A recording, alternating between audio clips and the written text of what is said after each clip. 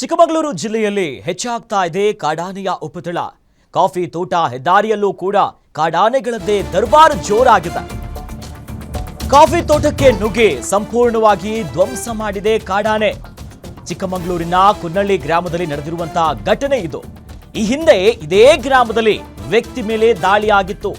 ಕಾಡಾನೆ ದಾಳಿ ಮಾಡಿತ್ತು ಓರ್ವ ವ್ಯಕ್ತಿ ಮೇಲೆ. ಗ್ರಾಮಗಳಲ್ಲಿ ಕಾಡಾನೆಯ ಓಡಾಟದಿಂದ ಸದ್ಯ ಸ್ಥಳೀಯರಲ್ಲಿ ಆತಂಕ ಮೂಡಿದೆ. ಅರಣ್ಯ ಇಲಾಖೆಯ ವಿರುದ್ಧ ಸ್ಥಳೀಯರು ಅಸಮಾಧಾನವನ್ನ ಹೊರಗಾಕ್ತಿದ್ದಾರೆ. ತಾವು ಬೆಳೆದಿರುವಂತಹ ಬೆಳೆ, ಕಾಫಿ ತೋಟ ಜೊತೆಯಲ್ಲಿ ಎಲ್ಲರ ಮೇಲೂ ಕೂಡ ದಾಳಿ ಮಾಡುತ್ತೆ. ಈ ಹಿಂದೆಯೂ ಕೂಡ ಒಬ್ಬ ವ್ಯಕ್ತಿ ಮೇಲೆ ದಾಳಿ ಮಾಡಿತ್ತು. ದೊಡ್ಡ ಮಟ್ಟದ ಸಮಸ್ಯೆ ಆಗಿತ್ತು. ಸಂಪೂರ್ಣವಾಗಿ ಎಲ್ಲ ರೀತಿಯಾದಂತಹ ಕಾಫಿ ತೋಟ ನಾಶ ಆಗ್ತಿದೆ. ದೃಶ್ಯದಲ್ಲೂ ಕೂಡ ಗಮನಿಸ್ತಾ ಇದ್ದೀವಿ ನೋಡಿ, ರಾಜಾರೋಷವಾಗಿ ಈ ದೃಶ್ಯಗಳನ್ನು ನಾವು ಇನ್ನೇನು ಸ್ವಲ್ಪ ದಿವಸದಲ್ಲಿ ಮೈಸೂರಲ್ಲಿ ನೋಡ್ತೀವಿ.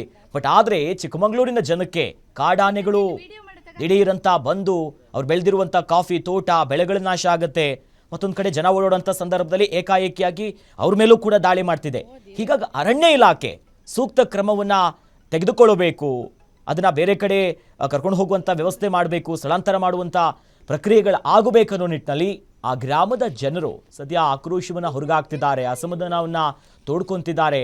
ನೋಡಿ, ಆ ಕಡೆ ಕಾಫಿ ತೋಟ ಎಲ್ಲವೂ ಕೂಡ ಸಂಪೂರ್ಣ ನಾಶ ಆಗಿದೆ. ಗೇಟ್ ಓಪನ್ ಆಗಿದೆ, ಹಂಗೆ ಹೋಗ್ಬಿಡು. ನಮ್ಗೆ ಆಚಾರ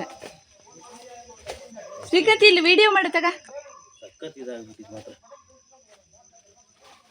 ಒದ್ದನ ಪುಡಿ ಮಾಡಾಕವೆ. ಓ ದೇವ್ರೆ.